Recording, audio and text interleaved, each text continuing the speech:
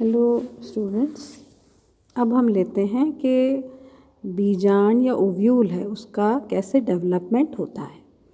तो एक पृष्ठीय आरंभिका कोशिका जो है वो विकसित होती है और ये क्योंकि यूस्पोरेंजिएट प्रकार का जो है वो डेवलपमेंट होता है, तो इसमें अपाश सतह पर मृदुत की कोशिकाओं से बने छोटे उभार के रूप में गुरु बीजाणुधानी बनती है और यह विकसित होकर न्यूसेलस बनाता है।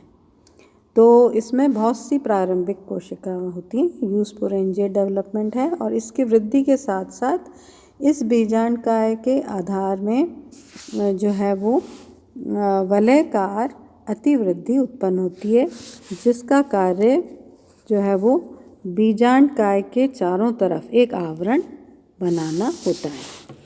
तो इस आवरण को इंटेगुमेंट कहते हैं और अध्यावरण के शीर्ष में एक छोटा सा छेद रह जाता है, इसको माइक्रोपाइल कहते हैं या बीजांड द्वार कहते हैं और बीजांड द्वार से शंकु अक्ष की ओर स्थित रहता है और बीजांडकाय को चारों तरफ से घेरे रहता है, परंतु शीर्ष भाग पर एक छिद्र होता है जिसको माइक्रोपाइल कहते हैं और ये जो है आंतरिक भाग में बीजांडकाय से स्वतंत्र होकर माइक्रोपाइलर कैनाल का निर्माण करता है और ये जो बीजांडकाय से बीजांड द्वार की तरफ कुछ कोशिकाओं के नष्ट होने से जो है एक पोलन चैम्बर का भी निर्माण होता है।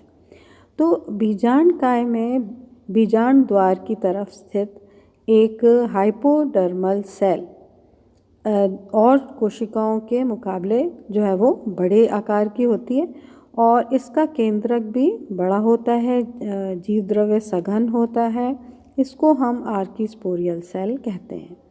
अब इस कोशिका में पेरिक्लाइनल डिवीजन होता है, जिसके फलस्वरूप एक तो पैराइटल सेल बनती है, वो भित्ति कोशिका कहलाती है और निचली जो है वो गुरु बीजाणु मातृ कोशिका जिसे हम मेगास्पोर मदर सेल कहते हैं वो बनती है।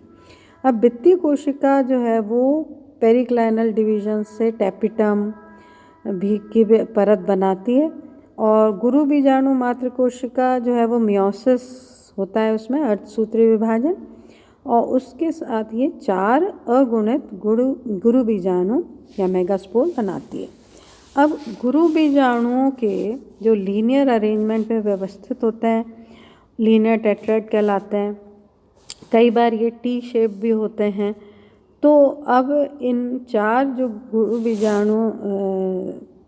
बीजाणु हैं ये में से बीजांड द्वार की ओर स्थित 3 गुरु बीजाणु नष्ट हो जाती हैं और सिर्फ एक ही कार्यशील रहती है।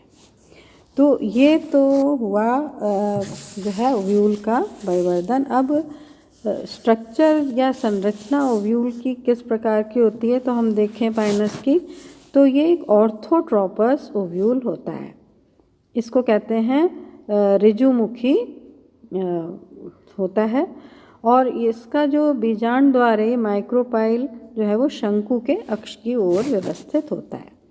अब बीजांडधर शल के जो डोर्सल सतह है उस पर बीजांड स्थित रहता है और इसको बीजांड को कई भागों में बांटा जा सकता है, जैसे कि इसमें ये दिखाई दे रहा है इस चित्र में। तो इसमें सबसे पहले जो है वो न्यूसेलस जिसको हम कहते हैं बीजांडकाय, यह मृदुतक द्वारा निर्मित होता है और बीजांडकाय के आंतरिक भाग में मादा युग्मोद्भिद उपस्थित रहता है ना, तो फीमेल प्रोथैलस जिसे हम कहते हैं। तो इस मादा युग्मोद्भिद के बीजांड द्वारीय क्षेत्र में स्त्रीधानी उपस्थित रहती है, जैसे कि चित्र में दिखाई दे रहा है ना। तो ये आर्किगोनियम या स्त्रीदानी जो हैं वो 2 ज़्यादातर होती हैं जो एक न्यूसेलस में रहती है। उसके बाद अध्यावरण या इंटेग्यूमेंट होता है। चारों तरफ एक मोटी परत होती है और उसमें एक द्वार होता है जिसको माइक्रोपाइल कहते हैं।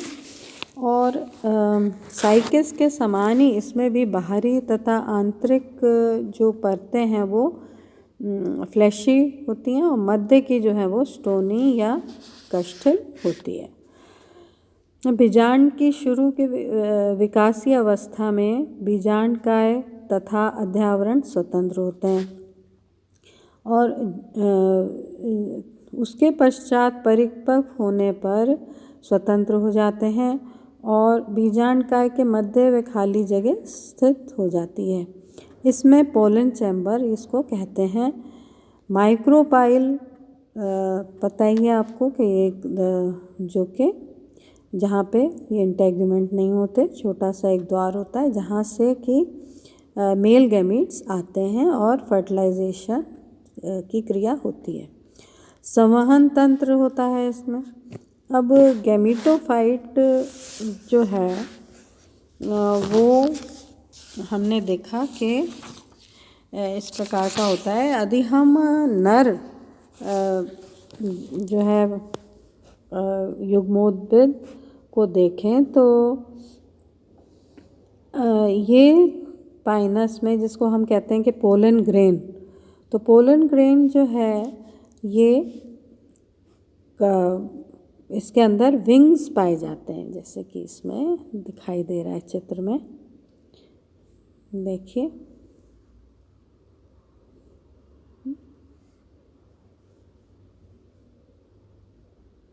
ये देखिए ये जो पोलन ग्रेन है ये इसके अंदर ये विंग्स होते हैं और ये जो विंग्स होते हैं ये हाँ अच्छा अब है ना। तो अब हम इसका जो फर्टिलाइजेशन है, निषेचन की क्रिया, वो हम बाद में लेंगे।